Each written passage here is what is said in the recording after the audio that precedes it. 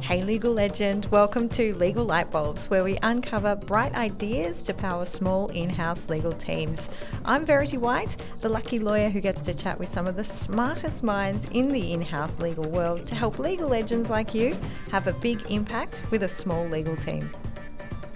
Okay. Welcome back to the Checklist Legal Light Bulbs podcast. It's a solo episode with me, Checklist Legal's legal director, Verity White. Hello. Thanks for popping by, you legal legend. I cannot tell you how much I love the next tool that I'm about to share with you, but it is one of my favorite things. I use it almost every day, and I'm always glad that I remembered to do it. So because of this one tiny little tip and maybe a little bit of a technology hack, if you can organize it as well, it can be low tech or high tech, then I think it's really going to make you and your meetings a lot more productive. It's going to help move all of your projects along, and it's going to make you seem like you know what you're doing, which is what we love when we're lawyering. So the humble but very mighty after meeting email.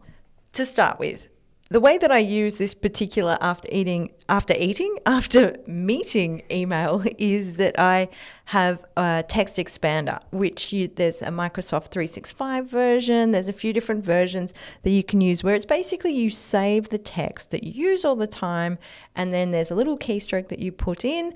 I'll put links in the show notes on how to use text expanders, but you don't have to use a text expander tool. You can just use OneNote or a Google Doc or any kind of way that you have to copy and paste text quickly.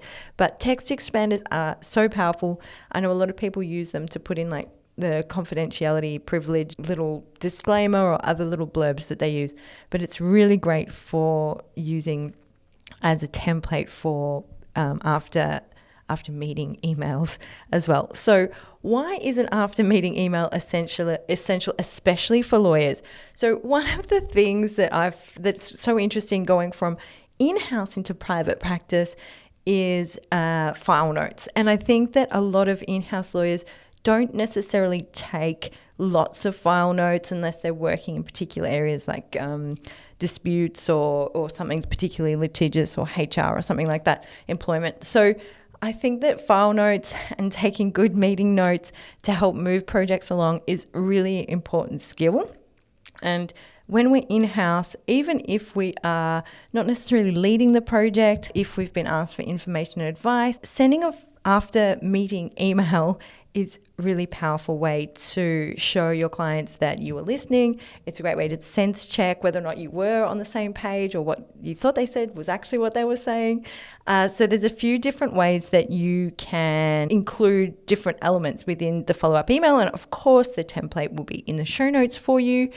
So my go-to after meeting email template, basically, if you don't need to send this after meeting email, then what was even the point of having that meeting? Because perhaps nothing exciting happened at the meeting. Even then, sending a short note on what actually happened can be really powerful.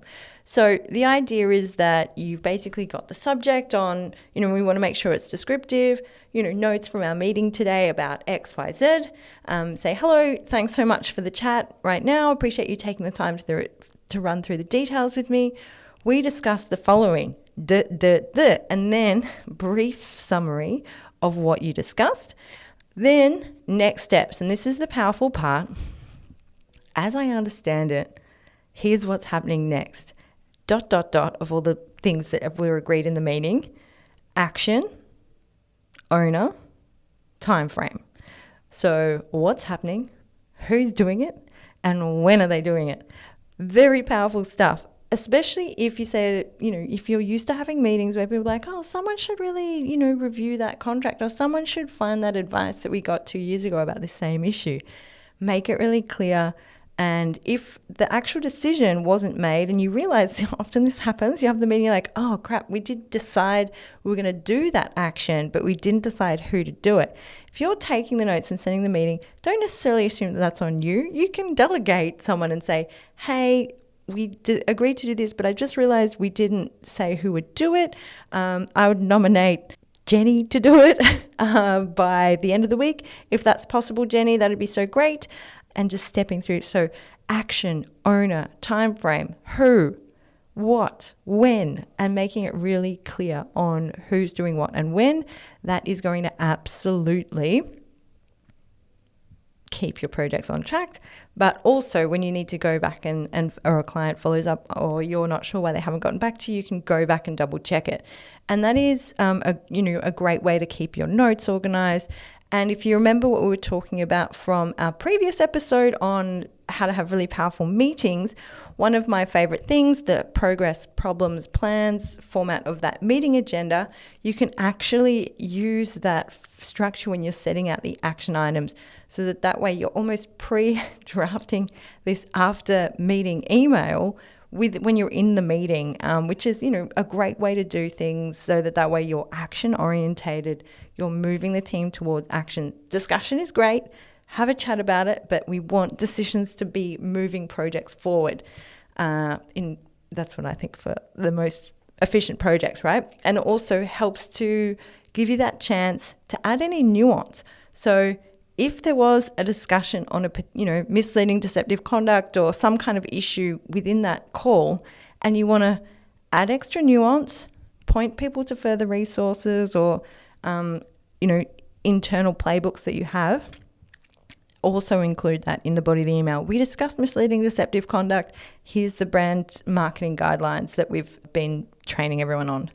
So that's a great way to also include existing resources in that after meeting email.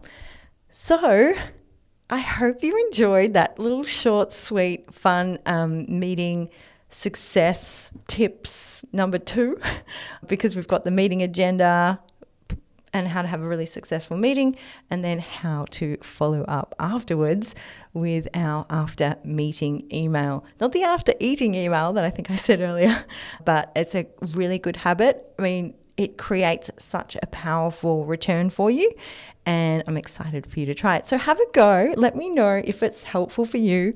The template for you to copy into your text expander or your templates will be in the show notes. So go ahead and download that. And if you have any questions, I'm Verity White from Checklist Legal, Legal Director here at Checklist Legal. Thanks for listening in to the Legal Lightbulbs podcast, you legal legend, and looking forward to chatting with you again soon. Bye for now.